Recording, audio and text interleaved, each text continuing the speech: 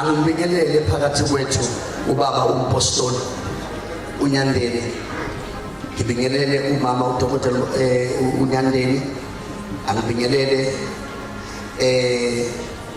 i-Five Hope Ministry yonke, ngibingelele i-eldership yentshukumo, ngibingelele uNdlunkulu bonke igaba zabo, ngibingelele bonke abaholi abakhona phakathi kwethu namhlanje, ngibingelele umakoti weWundlu egameni lenkosi yethu Jesu Kristu, amen. Ngibingelele abantu abathengwa ngenani eliphakeme, abalotsholwa ngenxeba eCalvary. Ngibingelele nabazalwane laba abasambele phambili, abakhulume inhliziyo kaNkulunkulu phakathi kwethu, siyababingelela egameni lenkosi yethu Jesu Kristu.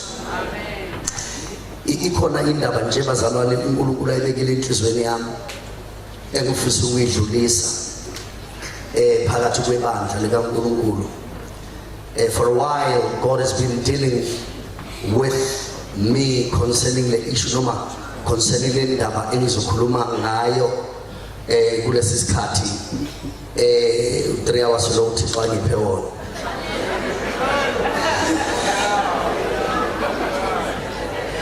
Yafisa nje sencwadini kaNehemiah chapter number 13 and bese siya ku First Kings chapter number 19. Ngicela uyiphethe angifundele from verse 7 to verse number 11. Sifundele ngesizulu ke bathandekayo engajabula nje.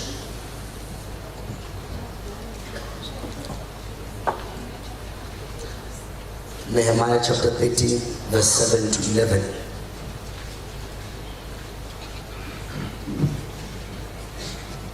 Jesus. Nehemiah chapter 13 verse 7 to 11. 7 to 11. Ngaya eJerusalem ngaqonda okubi uEliyashibi akwenzele uTobiya ngokumlungisela ikamelo emagcekeni endlu kaNkulunkulu. Kwaba kubi kakhulu kimi, ngalahla phandle zonke izinto zendlu kaTobiya zikhishwe ekamelweni. Ngase ngithi makahlambulule amakamelo, ngabuyisela khona izitsha zendlu kaNkulunkulu kanye neminikelo yempuphu nenhlaka. Ngase ngazi ukuthi amaLevi awanikwanga izabelo zawo. AmaLevi nabahlabeleli abenza umsebenzi babebalekele kwaba yilowo nalowo ensimini yakhe. Verse 11. Ngase ngiphikisana nababusi ngathi, ishiyelweni indlu kaNkulunkulu na? Ngababutha ngababeka ezindaweni zabo. Okay. Ngicela siye First Kings chapter number 19.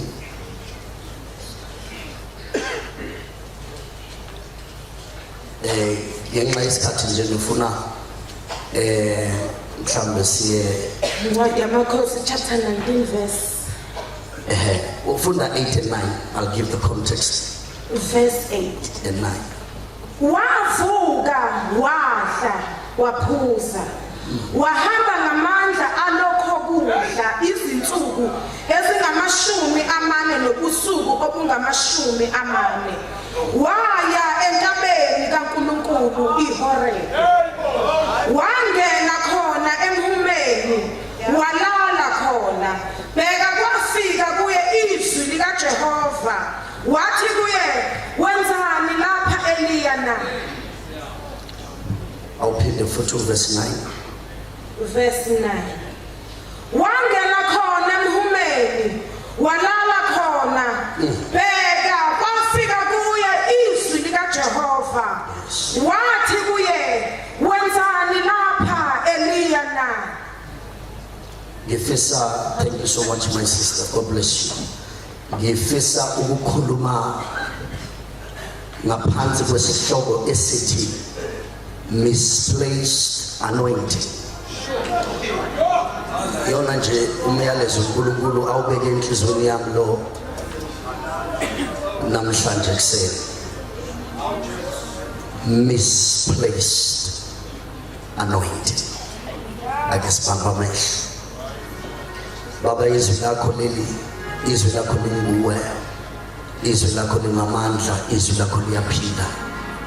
Nginqaba ukuncika kukwami ukuhlakanipha, nginqaba ukuncika ekwazini ukulishumayela izwi lakho, ngincika kuwe Moya Ngcwele kaNkulunkulu. Khulekela ukuthi abantu bakhe bangezwa nje umuntu ekhuluma, kodwa bezwe iphimbo likaMoya Ngcwele. In the mighty name of Jesus I pray. Amen and amen. Ngiyathanda ke bazalwane ukuthi ngimbonge kakhulu uNkulunkulu ngezinto ezikhulunyiwe eziningi kubantu abamela ngaphambili, whether bebenza ama remarks obeshumayela obenza greeting, ngoba kunezinto ebengizixosha kwizinto eziconfirma izinto uThixo loNkulunkulu asikhuluma nami kulesi sikhathi. Ibandla likaKristu elibizelwe ekunqobeni, elingathandazeli ukunqoba kubantu kodwa lithandaza from a place of victory. Kune attack ekhona kulo ibandla likaJesu. And ama-attacks akuwona ama-attacks okulula ukuthi siwabone ngamehlo enyama, kodwa izinto ezidinga ukuthi sibe ne-discernment for us to see into okuyinto kaNkulunkulu nento ongasiyona kaNkulunkulu. Now, discernment ayona suspicion. Discernment akuwona ukuhamba ususpect abantu. Discernment into uNkulunkulu akupha yona ukwazi ukuhlola umoya ungazange umsuspect umuntu. Ngoba discernment ayibuki umuntu imobserve enyameni. I remember ngaleso sikhathi ngama-90s wakhona into nje sasaba nokugqoka ingubo emnyama nje, noma ugqoka isheti elimnyama ugqoka isitablet, ngoba bekuthiwa into zama-Satanists. Ngoba ubo-observe nje enakweni night prayer, ngathi ngifika khona ngiphume emsebenzini ngisebenza khona, ngifika ngisebenza ngaseni saso ngigqoke impahla ezimnyama, ngiphethe i-sports bag esimnyama. Ngathi ngifika khona ngabona abazalwane bengakhululekile labengize kubo kwi-night prayer ngoba ngikhona mina. Ngabe sasebethandaza ngey'limi lana eduze kwami, belokhu bethi shiza futhi ngoba ngithi batsheliwe ukuthi umuntu uma isathanism ukuthi Jesus eduze kwakhe uyasha. Bamangala ibajoyina nami njengoba bethi khiza basethele banami ngijoyina hira babashekethele yalabasa. Yababuhlungu inhliziyo yami ukuthi uma uSathane engafika egqoke into ehlukile sizomamukela ngenxa yempahla. Kanti discernment ayihambisani nesuspicion. Discernment is a spirit uNkulunkulu asipha ibandla ukuhlola.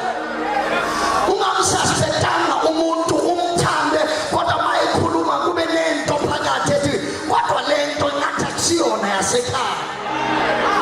Hayi ngoba khona into yaziyo ngaye, hayi ngoba khona bakufundisile ngaye ukuthi nje hayi but there's something that is not of God. La uzuthi angikwazi ukubeka umunwe, I can't put my finger on it. But ufana nama programs ayadlala ku-TV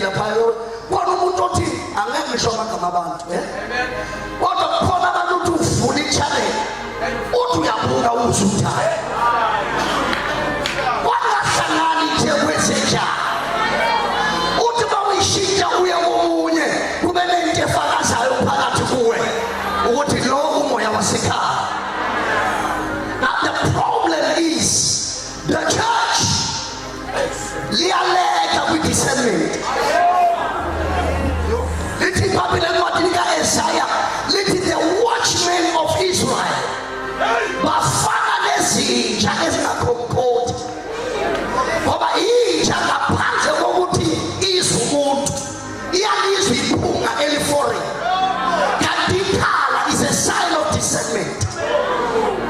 Awujesu kwangathi uNkulunkulu abangazivusela manje ngisaba ukuthi yazivusele leni wande esikhuluma ngazo la eBhayibhelini kodwa kwangathi uNkulunkulu angazivusela abantu abanamakhala ngoba ngeke bakhomkhothe bengazwana la ngoba noma ulele ekhaya mawuzwa inji ikhokhotha you know there is an intruder ekhona ngoba inja yakhomkhotha izwi iphunga elingajwayelekile ukuthi there is an intruder. There are many intruders in the church. There are many intruders in the body of Christ. But I stand and operate in my office. Not every building with a cross is a church. I'm going to repeat the foot. Not every building with a cross is a church.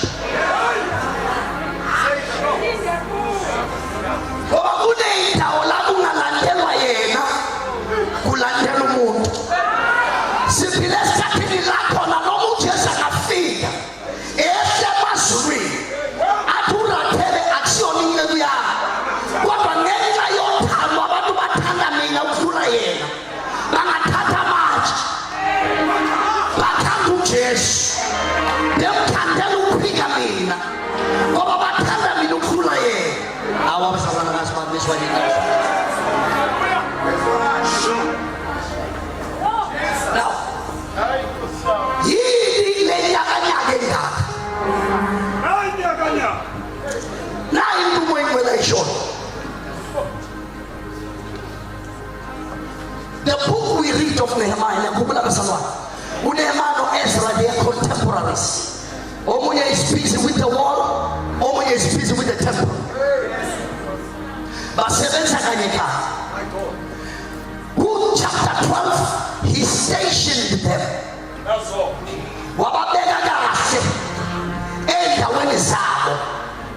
Kuma positions wabo ngowe anointing ya wafika uTobiya lo esimone eqaleni ngoba khona into engithandayo ngoSathane une persistence lo yamuntu uyamuntu uyabekezela uyamuntu akanwele ukutshala imbewu manje ayilinde 12 years ezokubulala 12 years ayitshale namhlanje ayilinde 12 years abe patient uthi 12 years down the line izokushaya ingakho lithi iBhayibheli naye uJesu wamshiya okwesikhashana until an opportune time. So njengoba uJesu emresista wahamba kodwa wathi ngizobuya kuye uyabuya umnqoba namhlanje abuye kusasa umnqobe abuye futhi uthi usajabulile for a week abuye futhi ngoba lo muntu uyahlupha. So uTobiya sesiyabona usedlulile ngo chapter 1 simthola on the last chapter of the book usefakwe uEliyashi umfake endlini kaJehova. Now mayefaka uTobiya kwashithi order in the house ngoba semungena uTobiya and futhi this is a very sensitive matter. But I pray that you hear me with spiritual ears. Maphuma uTobiya masemungena uTobiya kwashithi order uthi mayebuya wafika into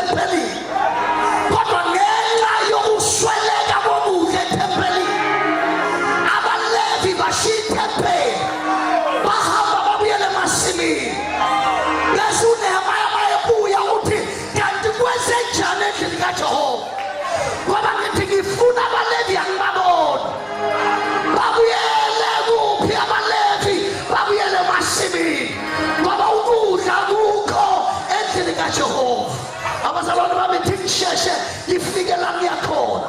Kulesi sikhathi esiphila kuso, there is a spirit of Tobiah that is playing with the servants of God. Baze basuke la bekhona, bahambe babuyele emasibini la bakhishwa khona. Kodwa akekho umuntu ethempelini to serve the people of God.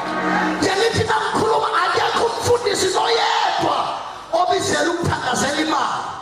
When a pastor prays for money, you must know something is wrong somewhere. Angikela ukusho bazalwane. Uma ungathola umfundisi ethandazela imali, ingoba khona umzalwane ongathembakele ekwenzeni umsebenzi wakhe. Ile nto eyenza ukuthi abaLevi bakhale emakhaya, bakhale emishadweni, bakhale ey'ntweni abazenzayo, ngoba imali ayikho endlini kaJehova, ukudla akukho endlini kaJehova. Baze baphume babuyele emasimini. But nature does not allow a vacuum. Makuphuma abaLevi kukhona abangenayo. Oh, hallelujah, sotwe. AbaLevi abekho. They were not anointed for the field. They are anointed for the temple. Kodwa bayadabalaza ngenxa ukuthi ingcebo ayikho endlini ukuthi baphile.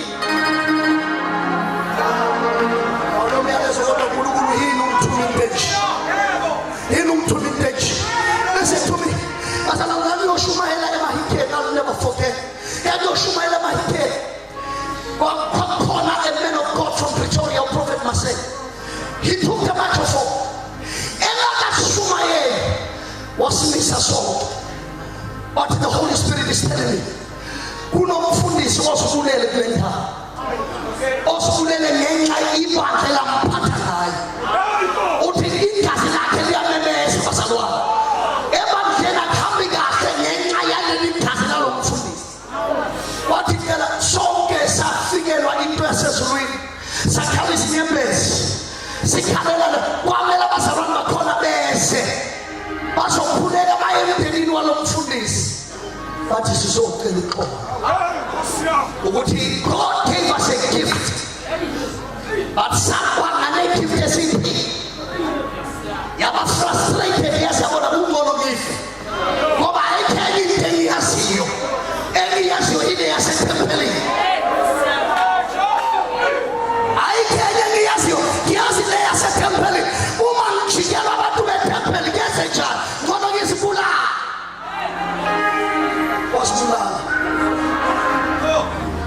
I went to preach in Sibuke, great man of God from Free State. Don't fully see why Shumaela Eshonisha Eseneca. Bambize God. But seven busy God. Why can't we let grace Abenayo? They were as a Free State. But an appointment up and to Sevenza.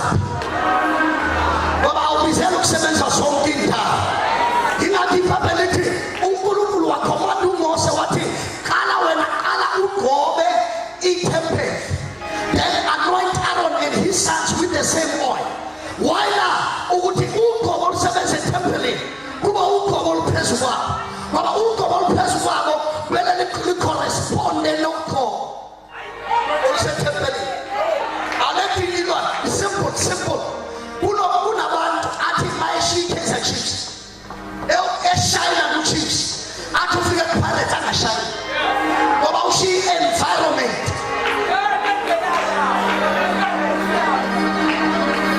But you must know where God told you. But you have a figure a body about sometime.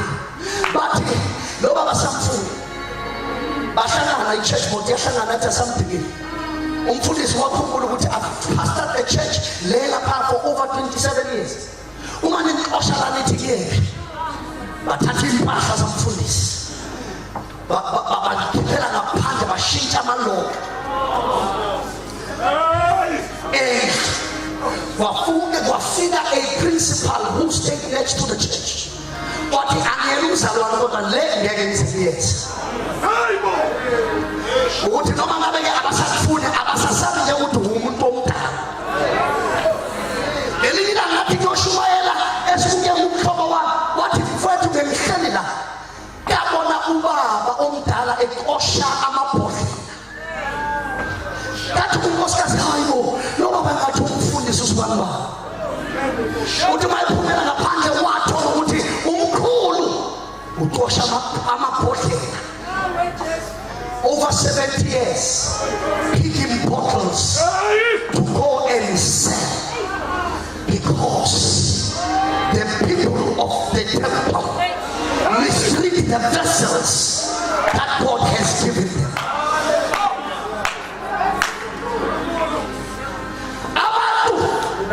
Bayakhumbula umbuli mabeshonele kodwa mabegraduate umbuli uzobona ngeFacebook ukuthi kune-graduation kulo muzi kodwa mhla beshonele bayambiza umbuli awuyashoda uhamele esodweni wasebona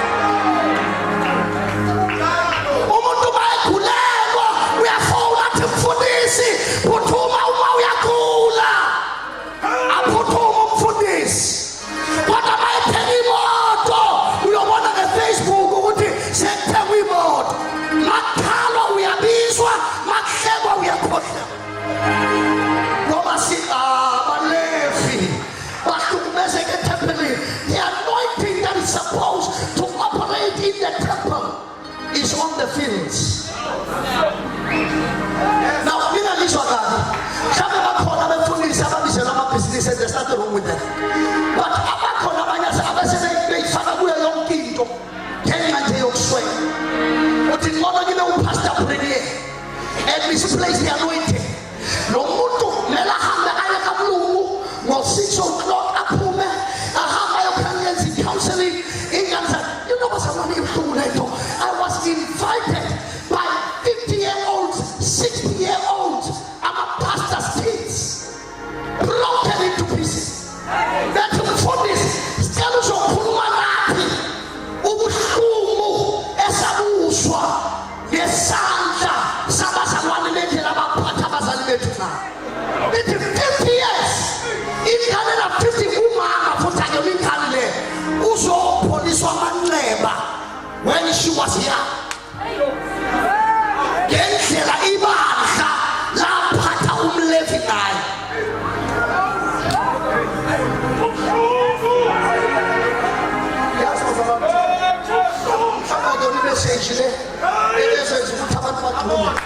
But this is the message that God has sent me to you today. Don't take your gifts for granted.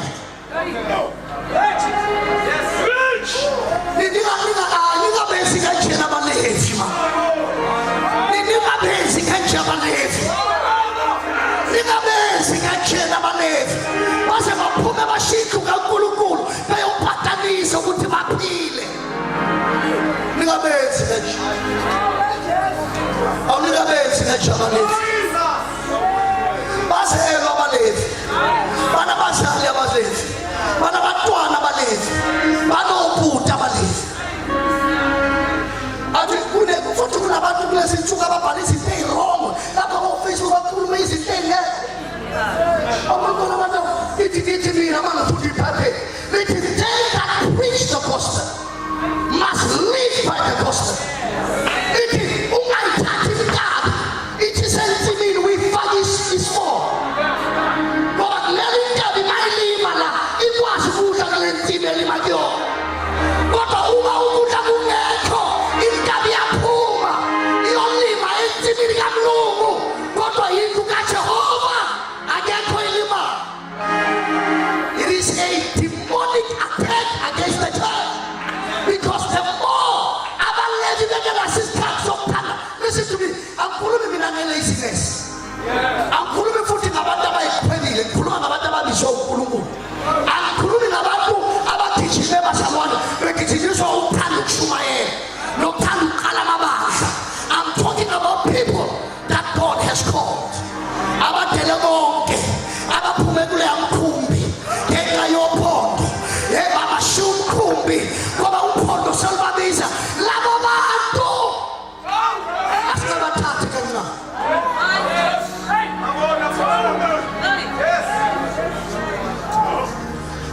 Abazalwane inhlungu yasebuhlungu leyo nto. uNkulunkulu is grieved because of how his servants are treated. And he has started busy kamlungu. The temple is neglected. And guess who's taking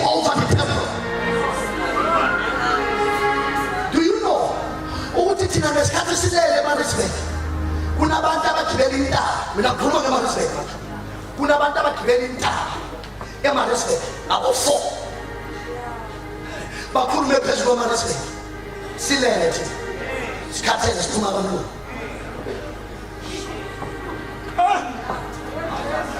And God revealed this to me. This is not, this is an apostolic message. Yes. God revealed this to me that whoever controls the high places controls the city.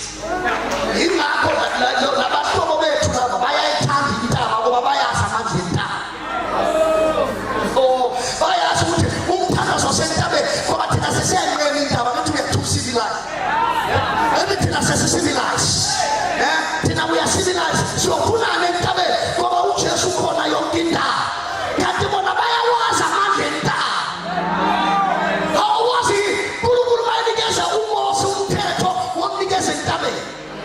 what in Deuteronomy 28, Mani Kulumi is Musiso, the man in Tabenia Secretary, Mani Kulumi Kalagiso, the man in Tabenia Sepa.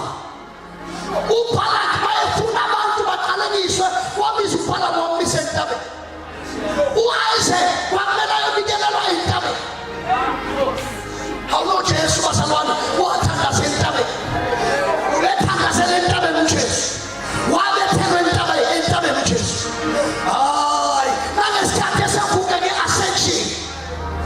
He was taken from the mountain.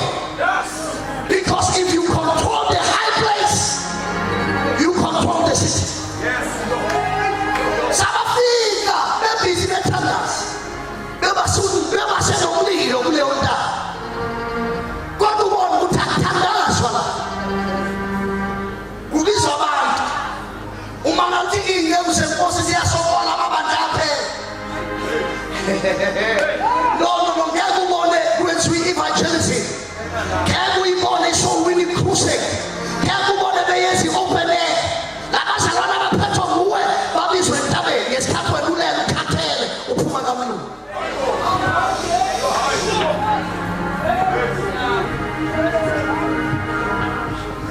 Safiga, Ulu watching you in town was a baha.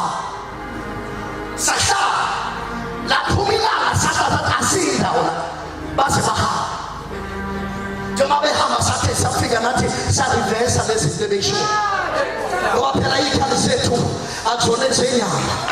It's come where I put it in a man. Put his police card, his papers was also key card, he can't get chase. Anything but in a matola, as a Bukabulanика. We began to declare over Peter Marisbe.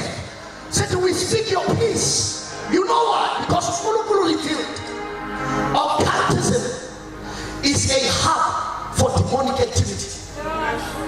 None of my people occultism called. We are born.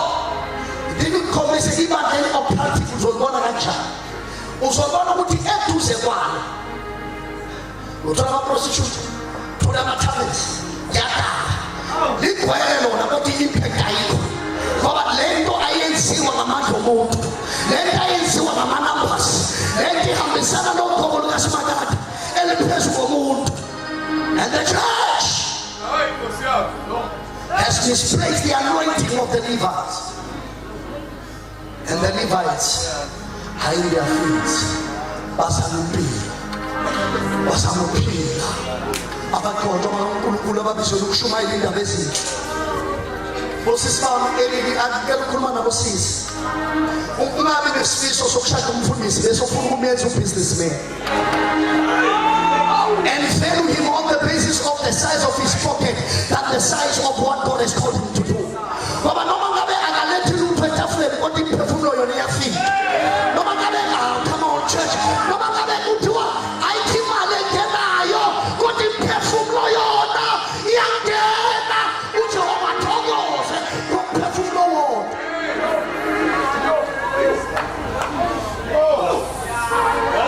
Shatele no mas kutumfundisa okra. Alalu mfundisi umshateke umas kumfundisa. Hima jofuna kumshiki. Baba uphila ngali mfane. Awamele sontweni basema. Awamele jumeni. Uphila ngali mfane.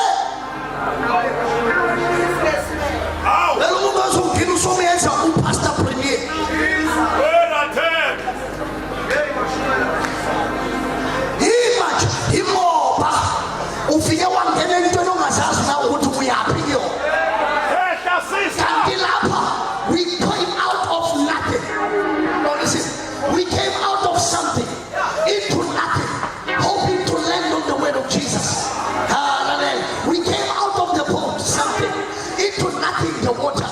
Hope ukuthi masinyathela sonyathela kulelo zwi lalo othi hosana. So if you are not ready to live a life of faith, hlukana nabantu abaphila ngokholwa. Baba batshela ukuthi ningathathi isikhwama, ningathathi ijazi, ningathathi imali, hambani ninjalo, and he provides.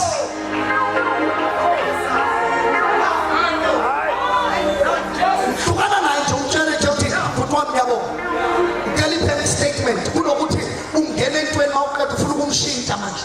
Awuhambe uyofuna umsebenzi. Awuhambe wawushiya umsebenzi nje. But you want to send him back to the field. Unkulunkulu wazongiphathisa into ebuhlungu ekuseni. Wase wangiphathisa into ebuhlungu ekuseni. The Holy Spirit is grieved because abafundisi bayakhala. Bayakhala abafundisi. Bangatsheli bazalwane bayakhala. Not knowing where the next meal is going to come from. Not knowing where his school fees are going. Abantu bathi esilongo sokuhlala namadoda awuhambi. Lo muntu wasethempelini lona. Noma ngabe akakunikeza izinto kunezwi alikhulumayo elisala izinto. Abanye bethu sizelele labazalwane izwi. Uselizwi la. Lelo zwi mase lishuneliwe kuwe lisala izinto. Ubona usofuna ukuba ubusinessman. Ubona usofuna izinto ziyenzeka ngenxa yezwi ngoba ulizwi unamandla okuba inyama. Khulunywa izwi ulizwa benyama.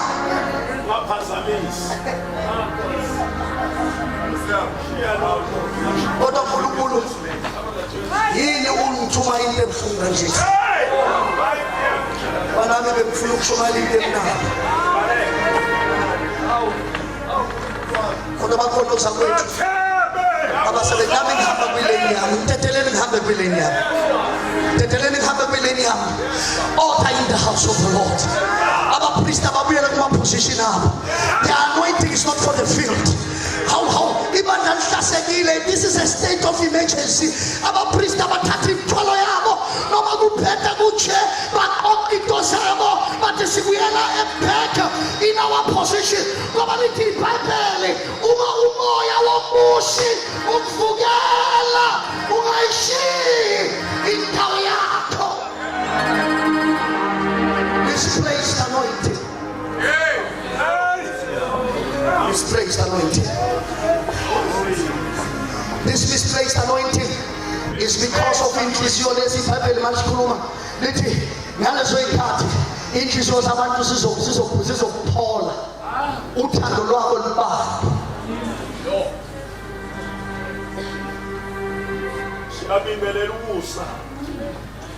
Number 2, lack of resources. So the priests are in the field. Yeah. The second one, a prophetic voice. Yeah. Can I tell you about prophet? Our prophet ababizela ukuzokutshela ngemoto yakho.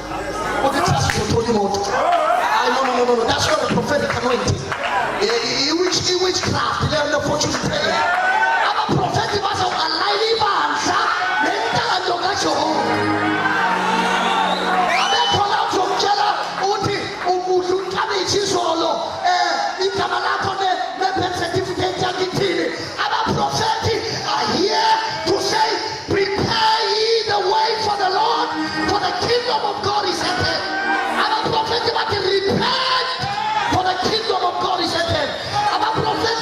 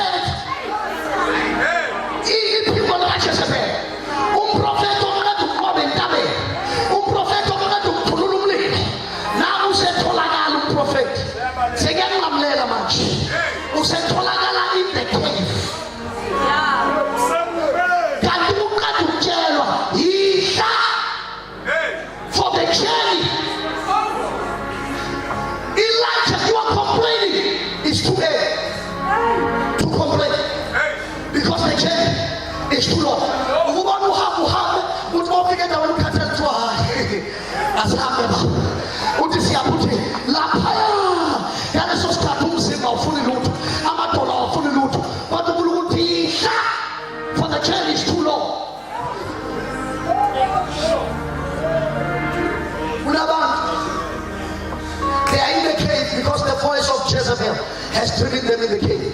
And unfortunately, Jezebel reduced.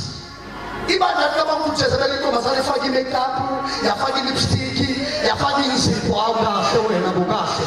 Kahle bo. Kahle. Jezebel is a spirit. Jezebel is not a human being. She was a human being, but when she died, her influence remained. Listen, the child also zalwa uzohamba ngamandla ka-Eliya. That is why abantu babebona uJohane bebecabanga ukuthi Eliya, because he carried the anointing of Elijah. So Elijah was dead, but the influence of Elijah was still alive. Jezebel was dead, but the spirit of Jezebel was still alive. Kumula Jezebel what if the head of Elijah is still on his head? Like what? Let the gods do so unto me and more. Jezebel wafuni kandalinga Eliya again. John the Baptist, the New Testament Elijah wafuni wanu. Because there's an operating Jezebel when New Testament. Because Jezebel is a spirit. That's why no Jesus to Revelation chapter 2 to 3. What you have tolerated that woman Jezebel. Ufila no mutuche influence yake that wants to drive the prophetic voice into a cave. Because when the prophets are in a cave, the church yapambani one in direction. Remember, according to fivefold ministry, these are the apostles, these are the prophets. They died because apostles govern, prophets died, evangelists gathered, pastors gathered, and teachers crowd. And the guiding anointing is in the cave.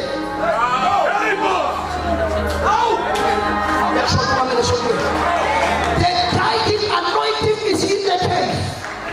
But the Bible says the angel came and asked him a question. Elijah, where's Samila? He's all in a Elijah, where's Samila?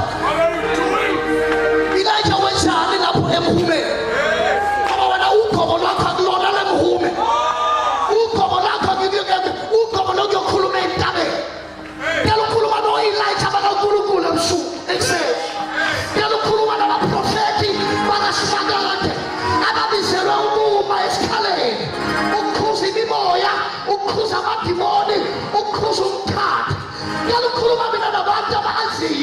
The power of the God they serve. Utima the Martanas, Hina Kosakan, Agaisaseli. Into a metus. I do Satan Agaisaseli in a metus. The devil does not chase any empty vessels. I must allow Usatan in a metupi, Agaisupi Mayo. Elijah! Get out of the cave! South Africa is in trouble. Elijah!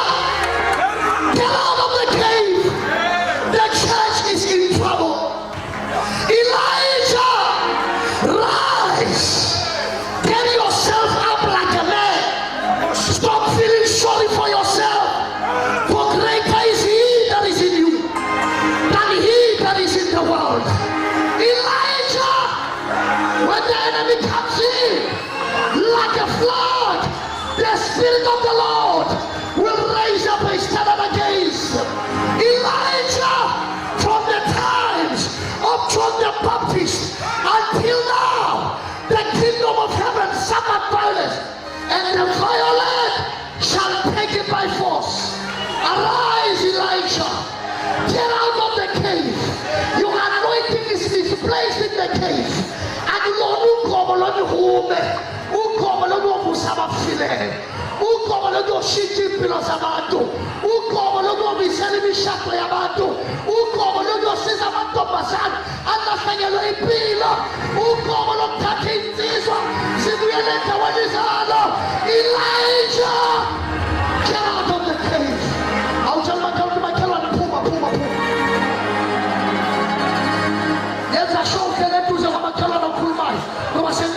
me.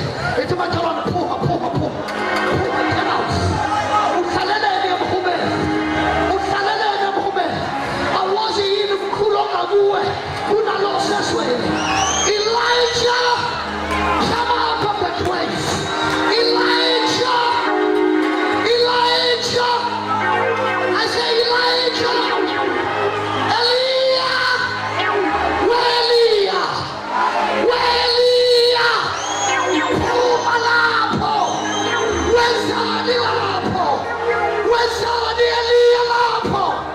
There is a call on the other side. Come out of the grave. Stand on your feet and let me pray in this room.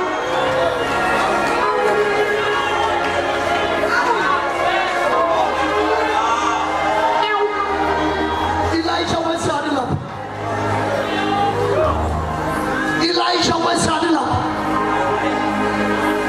Elijah, what are you doing there? Why have you allowed the voice of Jezebel to drive you into a cave?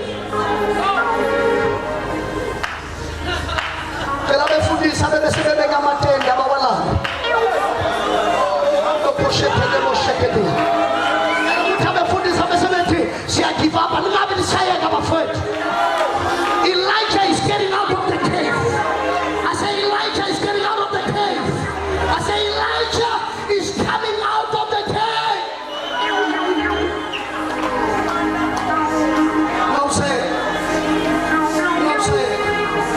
Mom said, there is a call. The church is depending on Elijah. Rain will not come until Elijah confronts Ahab and Jezebel. Kunemvula ethiwa ibandla engeke zifike until Elia entabeni. Bayifike entabeni aqoba abaprofeti bakaBhaal and destroy the other center of power so that the church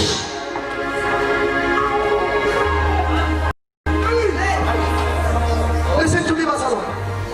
Kwezinye izinto uNkulunkulu uthe ezinye ungayishuphi nazo. Ezinye ngikufisela ukuhluphekela ibandla lami kodwa ezinye ungayishuphi nazo. Why now? Kunabantu abadlisa izinto. Sometimes siphatheka kabi ukuthi bayazidliswa. Kanti uNkulunkulu uyazi izinto vele abayifunayo abafuni yena. Ngoba uNkulunkulu uthi uma ngivusa umprofeti actually into yenzeke. Abesejike ethi khonze zinithi. Lithi babu ungamlandeli. Ngoba yimina ngifuna ukucheck okusenhlizweni yakho. uNkulunkulu, you send me a false prophet to check what's in my heart. Ngoba athi uNkulunkulu yebo ngoba okusenhlizweni yakho kuyasifihla until kunento ngaphandle echallenge okusenhlizweni. Leso okusenhlizweni kuyaconnecta nalokho ngaphandle. So when they are attracted to each other because the demons living in them know each other.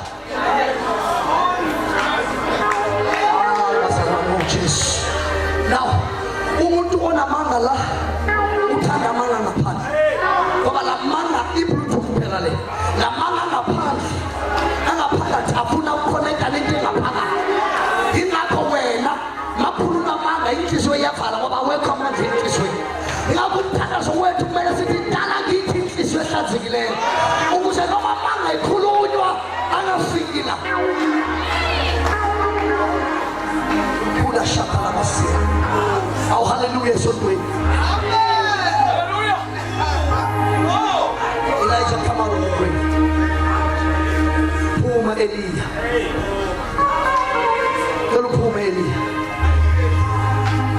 Puma Elia. Puma Elia. There is a call. God is calling you out of the cave. Number 2, believing the Levites. Go back to your positions. Noma ngabe kuthiwa akholutho. Go back to your positions. Ngoba ama positions lawa limaza umsebenzi.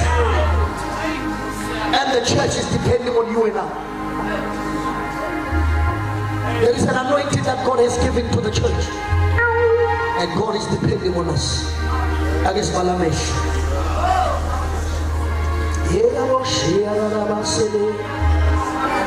Elijah come out of the grave. Puma Elijah from the grave. Elijah come out of the grave. Elijah come out of the grave. Give up for 2 minutes as I hand over the microphone. I guess Kulegeli Banta, just for 2 minutes. Just for 2 minutes. Just for 2 minutes. I guess Kulegeli Banta. I guess Kulegeli just for 2 minutes. That's all I ask. 2 minutes of your time. Just 2 minutes of your time to pray and to go.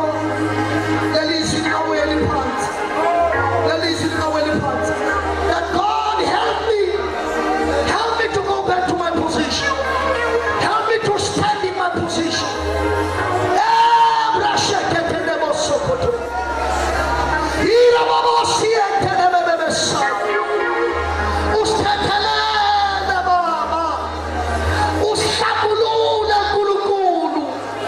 Sivumile ukushinda yethu ngenxa yezimo esibhekene nazo.